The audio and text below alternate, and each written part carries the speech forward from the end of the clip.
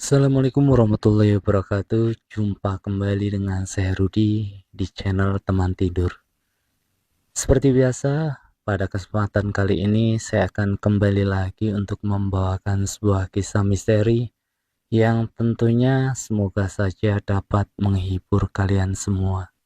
Dan seperti biasa, yuk daripada kita lama-lama, langsung saja kita masuk dalam ceritanya. Desa Silirejo termasuk desa yang tidak terlalu ramai, tapi juga tidak bisa dibilang sepi. Letaknya agak jauh dari jalan raya besar, sehingga suasananya cenderung tenang. Pagi hari biasanya diisi suara ayam berkokok, motor warga yang berangkat kerja, dan ibu-ibu yang menyapu halaman. Semua orang saling mengenal, bahkan gosip kecil pun bisa cepat menyebar dari satu rumah ke rumah lain. Di ujung gang kecil dekat persawahan, berdiri rumah sederhana milik Mbok Jum. Rumah itu tidak besar, hanya terdiri dari ruang tamu kecil, dapur sempit, dan satu kamar tidur yang dipakai bersama anaknya. Dindingnya masih dari papan, sebagian sudah mulai lapuk dimakan usia. Di depan rumah ada gerobak sederhana tempat Mbok Jum berjualan tahu campur setiap sore. Sejak suaminya meninggal beberapa tahun lalu, Mbok Jum harus mengurus semuanya sendiri. Ia tidak pernah mengeluh di depan orang lain. Setiap hari, sebelum matahari benar-benar muncul, ia sudah bangun untuk menyiapkan dagangan. Mulai dari memotong tahu, merebus mie, menyiapkan kuah, hingga mengiris sayuran. Semua dikerjakan sendirian. Meski hidup pas-pasan, Mbok Jum dikenal sebagai orang yang ramah. Banyak warga yang sengaja membeli dagangannya bukan hanya karena rasanya enak, tapi juga karena sifat Mbok Jum yang selalu murah senyum. Anaknya satu-satunya bernama Dini. Gadis itu sudah duduk di kelas 12 SMK Tunas Muda, sekolah kejuruan yang cukup terkenal di kecamatan itu. Dini berbeda dengan kebanyakan remaja seusianya. Ia jarang bermain keluar, tidak suka keramaian, dan lebih banyak menghabiskan waktu di rumah. Setiap pagi, Dini berangkat sekolah menggunakan sepeda tua peninggalan ayahnya. Sepeda itu sudah beberapa kali diperbaiki, catnya pun mulai pudar. Tapi Dini tidak pernah merasa malu. Baginya, yang penting ia bisa tetap sekolah. Di sekolah, Dini dikenal sebagai murid yang pintar dan tidak banyak bicara. Nilainya hampir selalu masuk peringkat atas. Guru-guru sering memuji ketekunan dan kedisiplinannya. Namun Dini bukan tipe anak yang suka menonjolkan diri. Ia lebih sering duduk di bangku depan, mencatat pelajaran dengan serius, lalu pulang tanpa banyak bergaul. Sepulang sekolah, Dini tidak pernah langsung beristirahat. Ia selalu membantu ibunya menyiapkan jualan. Kadang ia memotong sayuran, mencuci piring, atau melayani pembeli. Banyak pelanggan yang senang dilayani Dini karena sikapnya sopan dan tidak pernah jutek. Bagi Mbok Jum, Dini adalah satu-satunya alasan ia terus bertahan hidup. Ia selalu berharap anaknya bisa lulus sekolah dan mendapatkan pekerjaan yang lebih baik. Mbok Jum tidak ingin Dini mengalami hidup sesulit dirinya. Di sisi lain desa, berdiri rumah besar milik kepala desa Bagio. Rumah itu paling mencolok dibanding rumah warga lain. Halamannya luas, pagar tinggi, dan selalu terlihat rapi. Mobil pribadi sering terparkir di garasi. Banyak orang segan pada Kades Bagio karena jabatan dan pengaruhnya. Kades Bagio memiliki seorang anak perempuan bernama Kinan. Gadis itu sebaya dengan Dini dan bersekolah di tempat yang sama. Sejak kecil, Kinan sudah terbiasa hidup serba berkecukupan.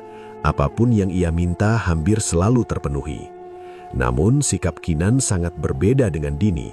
Ia dikenal sombong, suka pamer barang baru, dan sering meremehkan teman yang dianggapnya tidak selevel.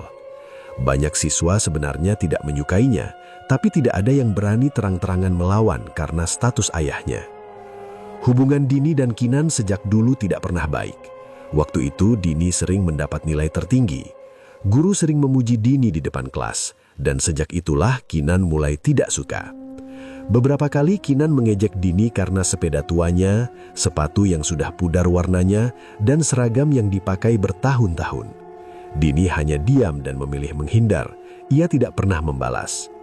Saat masuk SMK, keduanya kembali berada di sekolah yang sama. Meski tidak selalu satu kelas, perasaan tidak suka itu tetap ada. Kinan merasa terganggu setiap kali melihat Dini mendapat pujian dari guru. Suatu pagi di sekolah, suasana kelas cukup ramai. Guru mata pelajaran produktif baru saja membagikan hasil ujian tengah semester. Satu persatu nama dipanggil. Ketika nama Dini disebut, guru tersenyum. Nilai Dini hampir sempurna. Beberapa teman langsung bertepuk tangan kecil. Dini hanya tersipu dan menunduk. Tak lama kemudian, nama Kinan dipanggil. Wajahnya langsung berubah ketika melihat angka di kertas ujiannya. Nilainya jauh di bawah rata-rata kelas. Guru itu tanpa sadar membandingkan keduanya. Ia mengatakan bahwa Dini bisa menjadi contoh bagi siswa lain yang ingin berhasil. Ucapan itu membuat kelas hening. Beberapa siswa saling pandang. Kinan duduk kaku di kursinya, menatap meja tanpa bicara. Wajahnya terlihat menahan malu. Sejak hari itu, sikap Kinan terhadap Dini berubah semakin dingin. Ia mulai sering memandang Dini dengan tatapan tajam.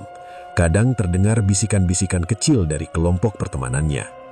Sebenarnya Dini menyadari perubahan itu, tapi ia berusaha tidak memikirkan.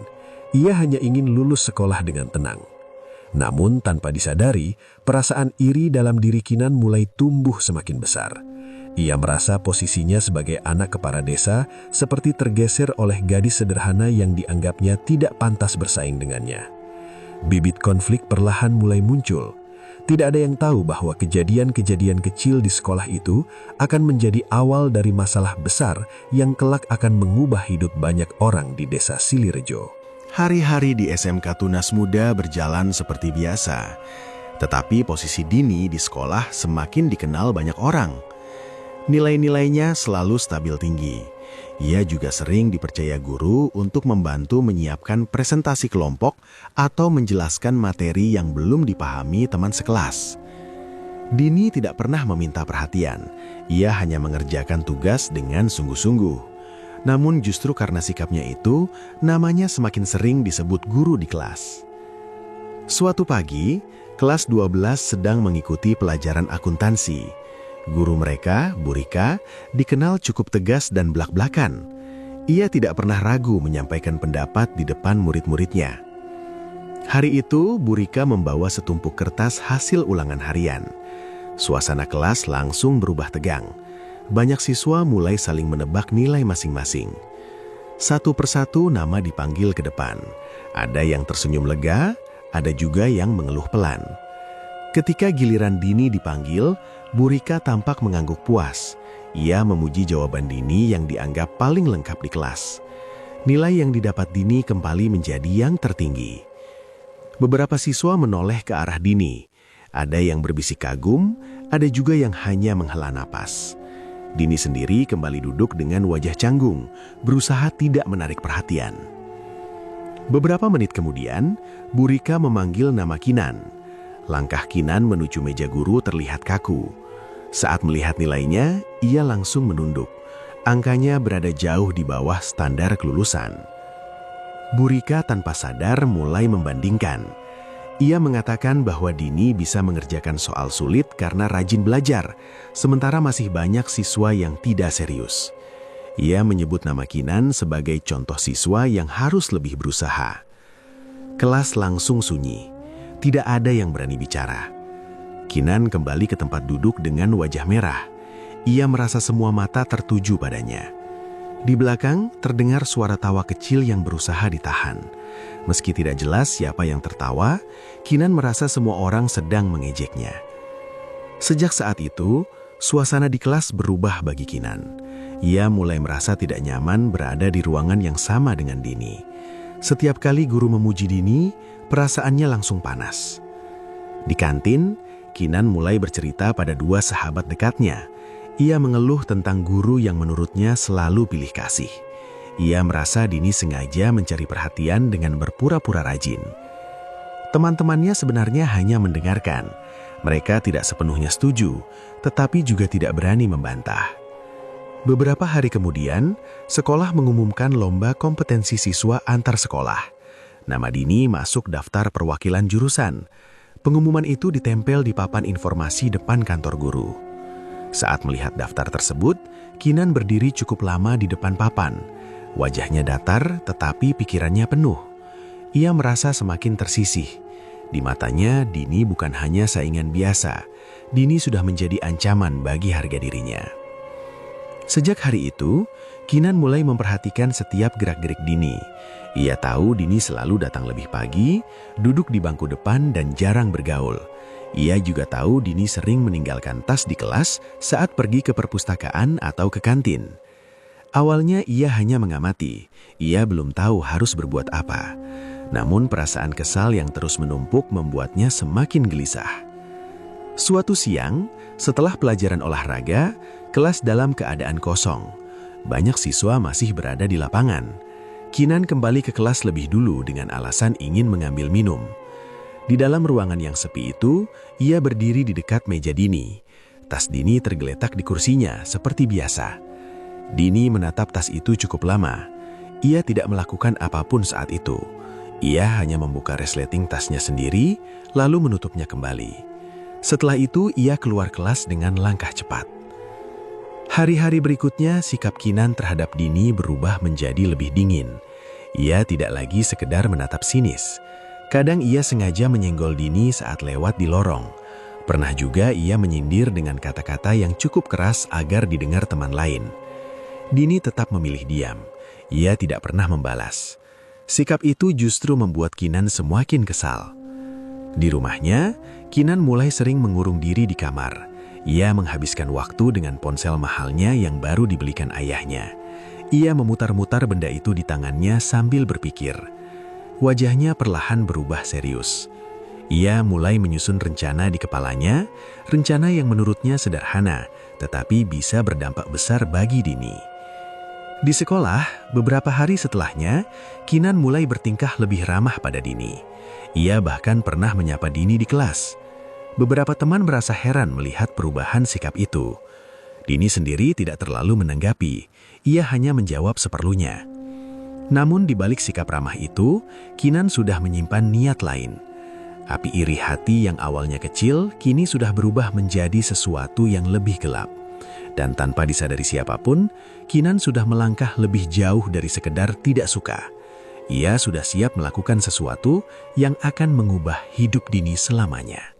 Pagi itu suasana sekolah terlihat biasa saja. Siswa-siswa datang seperti hari-hari sebelumnya. Bel masuk pertama belum berbunyi, dan sebagian besar murid masih berkumpul di depan kelas sambil mengobrol. Kinan datang lebih awal dari biasanya. Ia berjalan masuk kelas sambil memegang tas kecil yang biasa ia bawa. Wajahnya terlihat datar, tidak menunjukkan apapun. Ia duduk di kursinya, membuka buku sebentar, lalu bangkit lagi dengan alasan ingin ke toilet. Beberapa menit kemudian, bel pelajaran pertama berbunyi. Murid-murid mulai duduk rapi. Guru belum datang, sehingga kelas masih cukup ramai.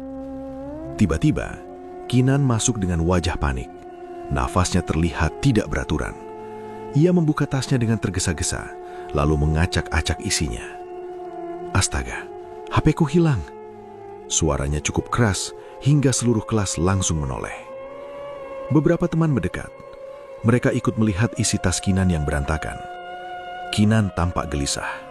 Tangannya gemetar, wajahnya pucat. "Aku tadi bawa, sumpah aku bawa," katanya dengan suara hampir menangis. Kelas langsung ramai. Ada yang menyarankan untuk menelpon nomor Kinan. Ada yang bertanya kapan terakhir kali ia melihat ponselnya. Saat itu guru masuk kelas. Melihat keributan, ia langsung menanyakan apa yang terjadi. Kinan maju ke depan kelas dengan mata berkaca-kaca. Ia menjelaskan bahwa ponselnya hilang. Ponsel itu baru dibelikan ayahnya beberapa hari lalu. Suaranya terdengar bergetar saat berbicara.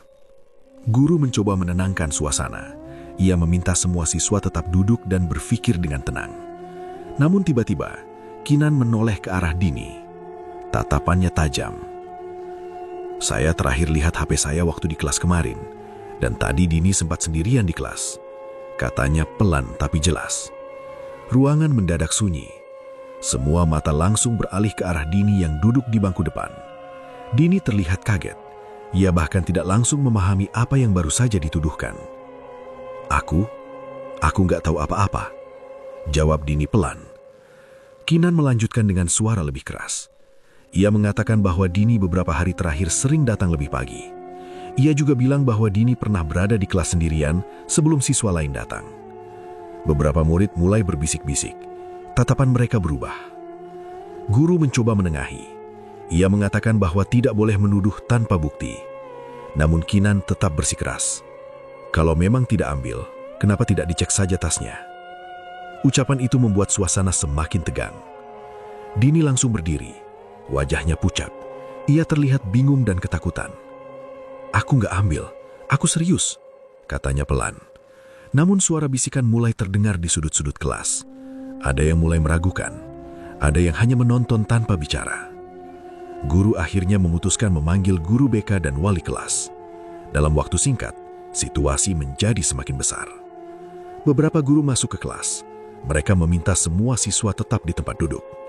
Penggeledahan akan dilakukan untuk memastikan kebenaran. Jantung Dini berdegup cepat. Tangannya mulai dingin. Ia terus menggeleng pelan, seperti berharap semua ini hanya kesalahpahaman. Tas siswa satu persatu diperiksa. Suasana kelas sangat sunyi. Tidak ada yang berani berbicara. Ketika giliran tas Dini diperiksa, semua orang menatap tanpa berkedip. Guru membuka zepleting tas perlahan. Di dalamnya ada buku, kotak makan, dan beberapa alat tulis. Guru memasukkan tangan lebih dalam, lalu berhenti. Tangannya keluar sambil memegang sebuah ponsel. Kelas langsung gaduh. "Itu HP Kinan!" teriak salah satu siswa. Suasana berubah menjadi kacau. Beberapa murid berdiri dari kursinya. Ada yang menutup mulut karena terkejut. Ada yang langsung berbisik-bisik. Dini terpaku di tempat. Ia menatap ponsel itu dengan mata membesar. Wajahnya benar-benar kosong. "Itu bukan punyaku. Aku nggak tahu kenapa ada di situ," ucap Dini terbata-bata. Namun tidak ada yang benar-benar mendengar penjelasannya. Kinan langsung menangis keras. Ia menutup wajahnya dengan tangan. Ia berkata bahwa ia sudah curiga sejak awal. Beberapa guru mencoba menenangkan, tetapi suasana sudah berubah. Bukti terlihat jelas di depan mata mereka. Dini mencoba berbicara lagi. Ia mengatakan bahwa ia tidak pernah mengambil barang siapapun. Suaranya gemetar, air matanya mulai jatuh. Namun setiap kata yang keluar terasa seperti tidak berarti. Beberapa siswa mulai menjauh dari Dini. Tatapan mereka berubah menjadi penuh kecurigaan. Nama baik Dini yang selama ini dikenal sebagai murid teladan runtuh dalam hitungan menit. Di ruang BK, Dini duduk dengan kepala tertunduk. Ia terus mengulang bahwa ia tidak bersalah.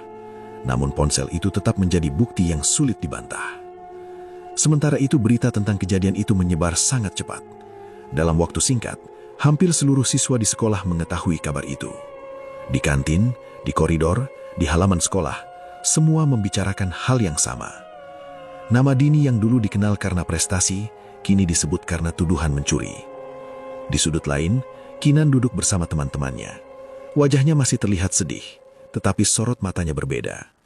Fitnah yang ia rancang akhirnya berhasil.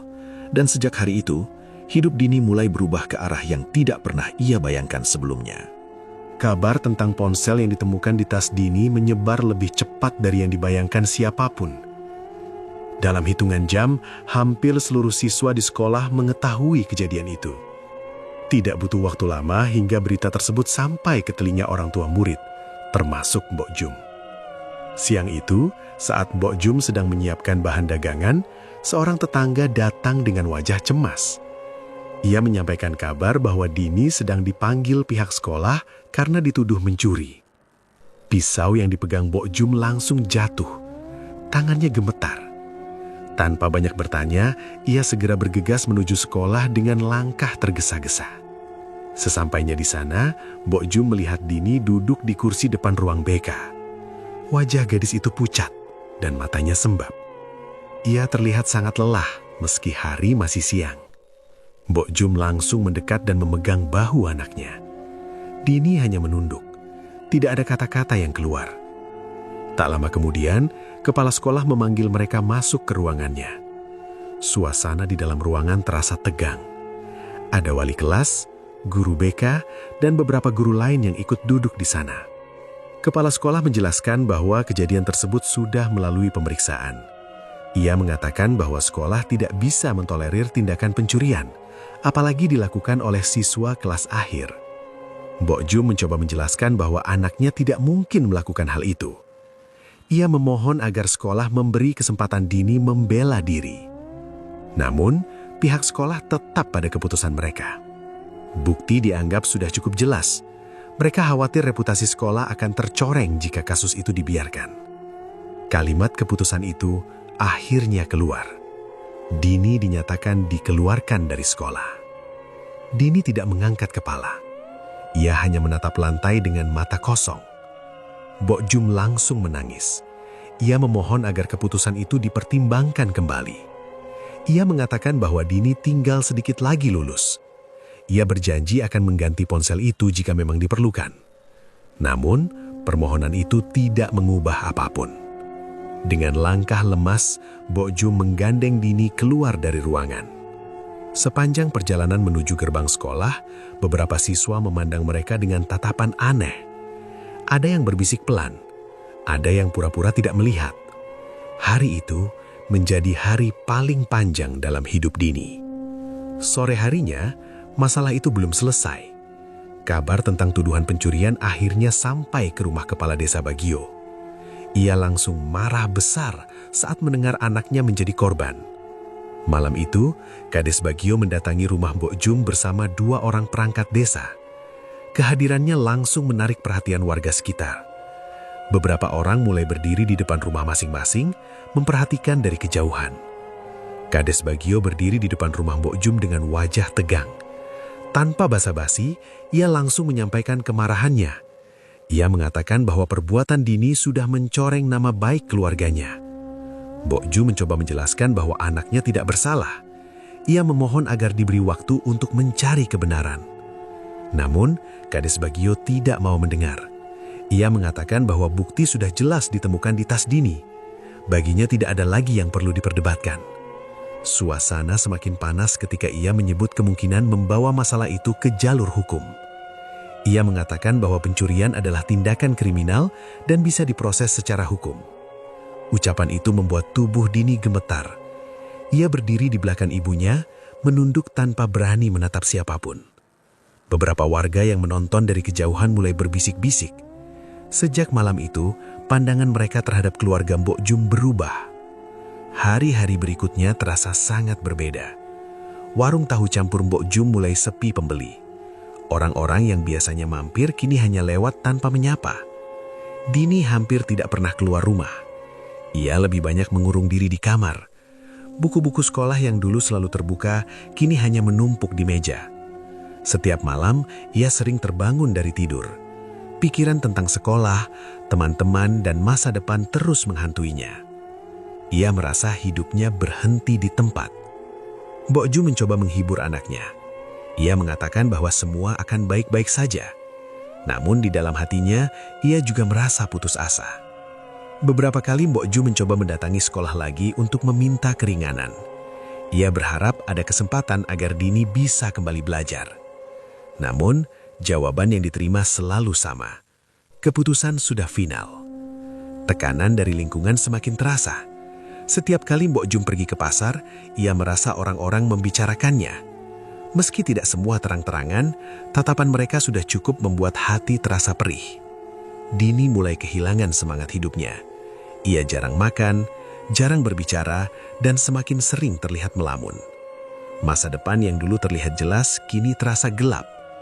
Dan tanpa disadari siapapun, beban di dalam hati Dini semakin berat dari hari ke hari. Sejak keluar dari sekolah, hari-hari Dini berubah drastis. Ia tidak lagi memiliki rutinitas seperti sebelumnya. Tidak ada buku yang harus dibaca, tidak ada tugas yang harus diselesaikan, dan tidak ada teman yang menunggu di kelas. Waktu terasa berjalan lambat, seolah setiap jam menjadi lebih panjang dari biasanya. Sebagian besar waktunya dihabiskan di dalam kamar. Tirai jendela jarang dibuka. Cahaya matahari hanya masuk sedikit melalui celah kain yang kusut.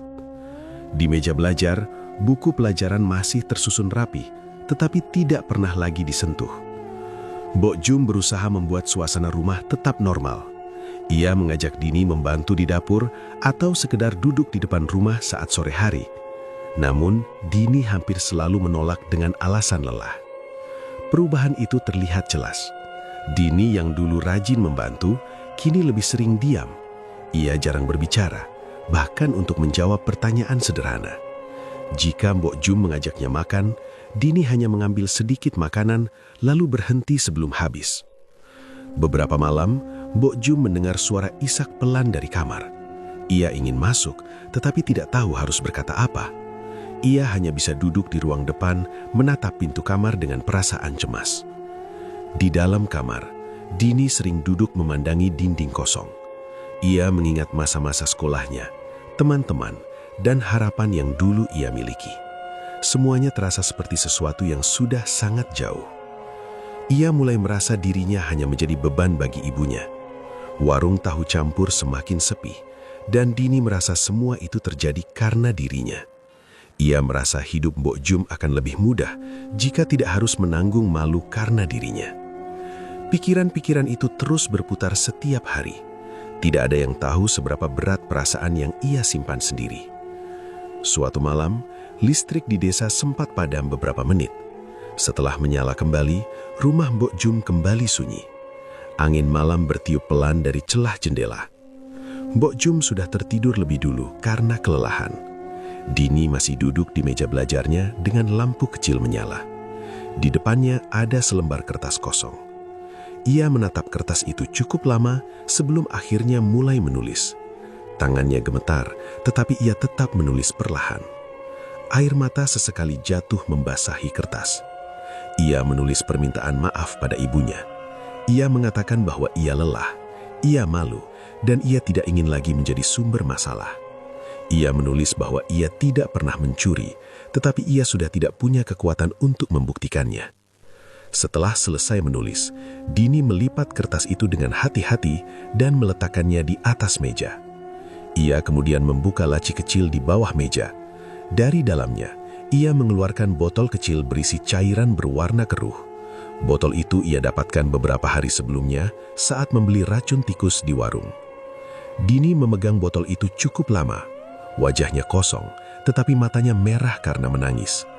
Ia menutup mata sebentar, lalu membuka tutup botol. Rumah tetap sunyi. Tidak ada suara selain detak jam dinding. Beberapa menit kemudian, Dini terjatuh di lantai kamar.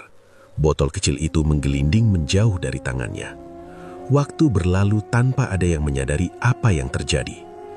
Hingga menjelang dini hari, Mbok Jum terbangun karena merasa haus. Ia berjalan ke dapur untuk mengambil air minum. Saat melewati kamar Dini, ia melihat lampu masih menyala. Ia mengetuk pintu pelan. Tidak ada jawaban. Ia mengetuk lagi, kali ini lebih keras. Tetap tidak ada suara. Perasaan tidak enak tiba-tiba muncul. Mbok Jum membuka pintu kamar perlahan. Ia langsung menjerit. Dini tergeletak di lantai dengan tubuh lemas. Wajahnya pucat, nafasnya tersengal-sengal. Di dekat tangannya, botol kecil itu tergeletak. Mbok Jum berlari menghampiri anaknya. Ia mengangkat kepala Dini ke pangkuannya. Tangannya gemetar hebat. "Dini, bangun nak, bangun!" Suaranya pecah. Dini membuka mata perlahan. Nafasnya pendek-pendek. Ia menatap wajah ibunya dengan pandangan sayu. Air mata Mbok Jum jatuh tanpa henti. Ia terus memanggil nama anaknya sambil mengguncangkan tubuhnya pelan. Dini mencoba berbicara, tetapi suaranya hampir tidak terdengar. Bibirnya bergerak pelan, seolah ingin meminta maaf sekali lagi. Beberapa saat kemudian, tubuh Dini perlahan melemah. Nafasnya semakin pelan, hingga akhirnya berhenti. Mbok Jum memeluk tubuh anaknya sambil menangis histeris. Suaranya menggema di dalam rumah kecil itu. Pagi hari, kabar kematian Dini menyebar ke seluruh desa. Warga mulai berdatangan, tetapi suasana terasa berbeda. Tidak ada bisikan atau tatapan sinis, hanya keheningan yang canggung. Mbok Jum duduk di dekat jasad anaknya dengan mata kosong. Tangisnya sudah habis, wajahnya terlihat kaku. Di dalam hatinya, kesedihan berubah menjadi sesuatu yang lain. Rasa sakit itu perlahan berubah menjadi kemarahan yang dalam.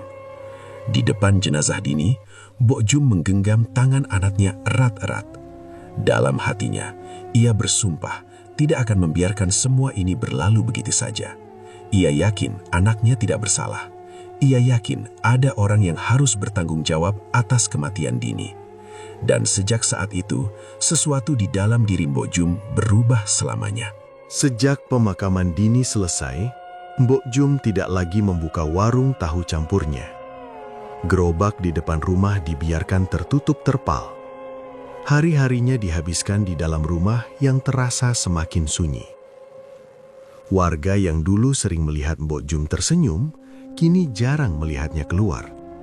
Jikapun keluar, ia hanya berjalan sebentar, lalu kembali masuk tanpa menyapa siapapun. Tatapannya kosong dan wajahnya terlihat jauh lebih tua. Namun di balik sikap diam itu, pikirannya tidak pernah berhenti bekerja.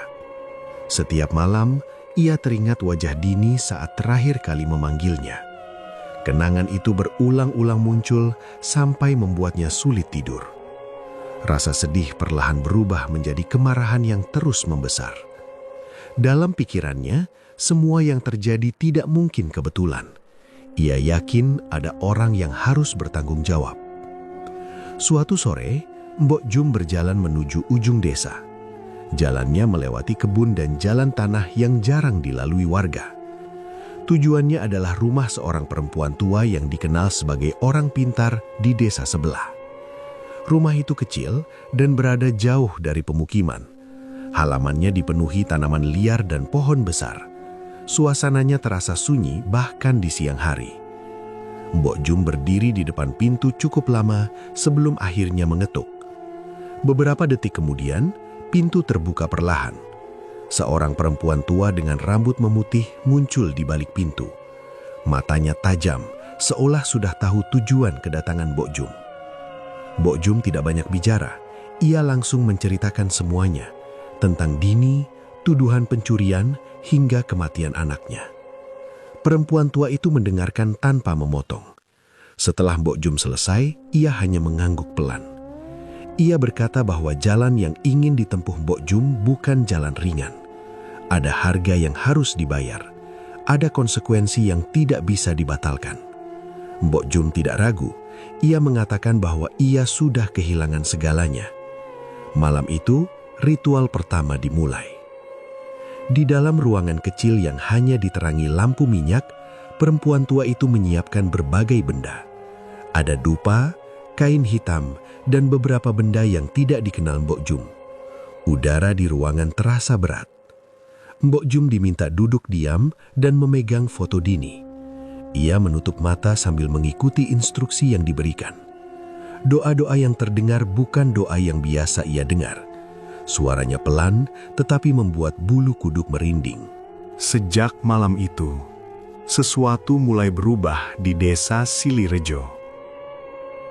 Di rumah Kades Bagio, kejadian aneh mulai muncul tanpa alasan jelas. Awalnya hanya hal kecil. Lampu yang tiba-tiba mati lalu menyala sendiri. Pintu yang terbuka padahal sudah dikunci. Barang yang berpindah tempat tanpa ada yang memindahkan. Keluarga Kades menganggap itu hanya kebetulan. Namun, beberapa hari kemudian, Kinan mulai mengalami mimpi buruk. Ia sering terbangun tengah malam dengan napas terengah. Ia bermimpi melihat Dini berdiri di ujung lorong rumahnya. Wajahnya pucat, matanya kosong, dan pakaiannya basah seperti habis kehujanan. Awalnya, Kinan menganggap itu hanya mimpi biasa. Ia mencoba melupakan dan kembali tidur. Namun, mimpi itu terus datang setiap malam. Wajah Dini selalu muncul semakin dekat. Kadang berdiri di depan kamar, kadang duduk di ujung tempat tidur. Kinan mulai takut tidur sendirian. Ia sering menyalakan lampu sepanjang malam. Di rumah itu suasana mulai berubah. Pembantu rumah tangga mengaku sering mendengar suara langkah kaki di lantai atas saat malam, padahal semua orang sudah tidur. Suatu malam, terdengar suara benda jatuh dari dapur. Saat diperiksa, tidak ada siapapun di sana. Kades Bagio mulai merasa tidak nyaman. Ia memanggil tukang listrik untuk memeriksa instalasi rumah, tetapi tidak ditemukan masalah apapun. Sementara itu, ritual yang dijalani Mbok Jum belum berhenti. Ia beberapa kali kembali ke rumah perempuan tua itu. Setiap pulang, wajahnya terlihat semakin pucat dan lelah. Teror di rumah Kades semakin jelas. Suatu malam, Kinan terbangun karena merasa ada yang memanggil namanya. Suara itu pelan, tetapi jelas terdengar dari luar kamar. Ia membuka pintu perlahan. Lorong rumah gelap. Hanya lampu kecil di ujung tangga yang menyala redup. Di ujung lorong, ia melihat sosok berdiri diam. Tubuhnya langsung kaku. Sosok itu mengenakan seragam sekolah yang sangat ia kenal. Sebelum sempat berteriak, lampu tiba-tiba mati. Sejak kejadian itu, Kinan mulai sering sakit. Ia kehilangan nafsu makan dan jarang keluar kamar. Rumah besar yang dulu terasa nyaman, kini berubah menjadi tempat yang menakutkan. Keluarga Kades Bagio belum menyadari bahwa semua itu baru permulaan. Teror yang lebih besar sedang menunggu. Dendam yang dipanggil Mbok Jum perlahan mulai menagih balasan. Teror di rumah keluarga Kades Bagio semakin tidak bisa dianggap kebetulan. Hampir setiap malam ada kejadian aneh. Lampu berkedip sendiri, suara langkah kaki terdengar di lorong, dan pintu kamar sering terbuka tanpa sebab. Kinan menjadi orang yang paling merasakan ketakutan itu. Kondisinya semakin menurun. Ia jarang keluar kamar, sering demam, dan terlihat sangat kurus dalam waktu singkat. Setiap malam ia selalu meminta lampu dinyalakan. Namun meski terang, rasa takut itu tidak pernah hilang. Suatu malam, hujan turun cukup deras. Angin bertiup kencang hingga membuat jendela bergetar. Kinan terbangun dengan napas berat. Dadanya terasa sesak. Ia mendengar suara ketukan pelan dari pintu kamarnya. Tok, tok, tok. Kinan menutup telinga, mencoba meyakinkan diri bahwa itu hanya suara angin. Namun ketukan itu terdengar lagi. Kali ini lebih keras. Dengan tangan gemetar ia menatap pintu. Gagang pintu bergerak pelan, lalu berhenti. Kinan menjerit memanggil ibunya. Kedua orang tuanya berlari masuk ke kamar. Mereka mencoba menenangkan Kinan yang menangis histeris.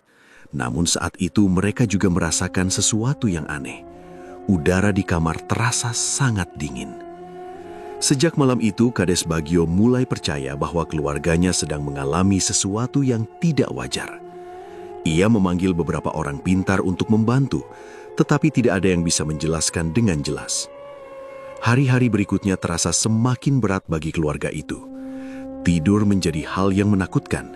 Rumah yang dulu terasa aman kini berubah menjadi tempat yang membuat semua orang gelisah. Hingga suatu malam, kejadian yang paling menakutkan terjadi. Sekitar tengah malam terdengar suara jeritan dari kamar Kinan. Suaranya sangat keras hingga membuat seluruh rumah terbangun. Orang tua Kinan berlari menuju kamar anaknya. Pintu kamar terbuka lebar. Di dalam kamar, Kinan duduk di sudut ruangan sambil menangis. Ia memeluk lututnya erat-erat. Wajahnya pucat dan matanya membesar. Ia terus mengatakan bahwa Dini ada di kamar itu. Ia mengatakan melihat Dini berdiri di depan lemari, menatapnya tanpa berkedip. Kinan mulai berbicara tidak jelas. Kata-katanya bercampur antara tangisan dan rasa takut. Akhirnya di tengah histerisnya, Kinan mengaku. Ia mengaku bahwa dialah yang menaruh ponsel itu ke dalam tas Dini. Ia mengatakan bahwa ia marah karena merasa dipermalukan di sekolah. Ia hanya ingin membuat Dini dikeluarkan agar tidak lagi menjadi saingannya. Pengakuan itu membuat kedua orang tuanya terdiam. Ibunya langsung menangis. Kades Bagio berdiri kaku tanpa kata. Namun pengakuan itu datang terlambat. Beberapa hari setelah kejadian itu, kondisi Kinan semakin parah. Ia sering berteriak sendiri, melihat sesuatu yang tidak dilihat orang lain, dan menolak makan. Suatu malam listrik di rumah kembali padam. suasana gelap total. Tiba-tiba terdengar suara benda jatuh dari lantai atas. Suara itu diikuti teriakan keras. Saat listrik kembali menyala, keluarga Kades Bagio menemukan Kinan tergeletak di bawah tangga. Tubuhnya tidak bergerak. Rumah itu berubah menjadi penuh tangis. Kematian Kinan menjadi pukulan besar bagi keluarga Kades Bagio. Namun tragedi tidak berhenti di situ. Kades Bagio mulai jatuh sakit setelah kejadian itu. Ia sering mengurung diri dan jarang berbicara. Orang-orang mengatakan ia terlihat seperti kehilangan semangat hidup. Beberapa bulan kemudian, keluarga itu memutuskan pindah dari desa. Rumah besar yang dulu ramai, kini kosong dan tertutup rapat. Di sisi lain desa, Mbok Jum mendengar kabar itu tanpa menunjukkan ekspresi apapun. Ia hanya duduk di depan rumahnya yang sunyi. Namun setelah semua terjadi, ia tidak merasakan kelegaan seperti yang ia bayangkan. Rumahnya tetap sepi. Dini tidak pernah kembali. Suatu sore Mbok Jum duduk di depan makam anaknya. Ia menatap batu nisan dengan mata kosong. Ia menyadari bahwa dendam tidak mengembalikan apa yang hilang. Semua yang terjadi hanya menambah luka baru. Desa Silirejo perlahan kembali tenang, namun kisah itu tidak pernah benar-benar dilupakan. Banyak warga yang masih membicarakannya sebagai pelajaran pahit. Akhirnya, yang tersisa hanyalah kesunyian dan penyesalan yang tidak bisa diubah lagi. Beberapa bulan berlalu, kehidupan di desa Silirejo perlahan kembali berjalan seperti biasa. Anak-anak kembali bermain di sore hari, suara motor lalu lalang terdengar seperti dulu, dan aktivitas warga kembali ramai di pasar desa. Dari luar, semuanya terlihat normal. Namun ada dua tempat yang tidak pernah lagi sama. Rumah keluarga Kades Bagio berdiri kosong dan tertutup rapat. Halaman yang dulu selalu rapi kini dipenuhi rumput liar. Tidak ada lagi lampu yang menyala di malam hari. Warga yang melewati rumah itu sering mempercepat langkah tanpa sadar. Di sisi lain desa, gerobak tahu campur milik Mbok Jum tetap tersimpan di bawah terpal. Tidak ada lagi aroma kuah hangat yang dulu sering mengundang orang untuk mampir. Rumah kecil itu jarang terlihat terbuka, seolah penghuninya memilih menjauh dari keramaian. Kisah yang pernah mengguncang desa itu tidak pernah benar-benar hilang. Ia berubah menjadi bisikan pelan yang terus diingat warga sebagai peringatan. Dari kejadian itu, ada banyak pelajaran yang tertinggal. Fitnah dapat menghancurkan hidup seseorang dalam waktu singkat. Satu tuduhan tanpa bukti mampu meruntuhkan masa depan, harga diri, dan harapan. Kekuasaan yang tidak diiringi keadilan dapat melukai orang yang seharusnya dilindungi. Ketika kekuatan digunakan untuk menekan, dampaknya bisa jauh lebih besar dari yang dibayangkan. Rasa iri yang dibiarkan tumbuh dapat berubah menjadi tindakan yang tidak pernah disangka. Kebencian kecil yang dipelihara perlahan bisa berkembang menjadi bencana besar. Dendam sering dianggap sebagai cara untuk mencari keadilan, tetapi kenyataannya tidak pernah membawa ketenangan. Ia hanya menambah luka baru bagi semua pihak yang terlibat. Kebenaran mungkin datang terlambat, tetapi pada akhirnya selalu menemukan jalannya sendiri, meski harus dibayar dengan harga yang sangat mahal. Sejak saat itu, warga desa Silirejo percaya bahwa tidak ada yang lebih menakutkan daripada luka hati seorang ibu yang kehilangan anaknya. Dan selesai. Itulah sedikit cerita yang dapat saya sampaikan. Semoga di cerita kali ini ada hikmah yang dapat kita ambil dan semoga saja ada pelajaran di setiap kisah dan cerita yang saya bawakan. Terima kasih sudah menonton video di channel Teman Tidur. Jangan lupa tekan tombol like, share, dan komen. Tekan subscribe untuk mengikuti video kami selanjutnya ya. Wassalamualaikum warahmatullahi wabarakatuh.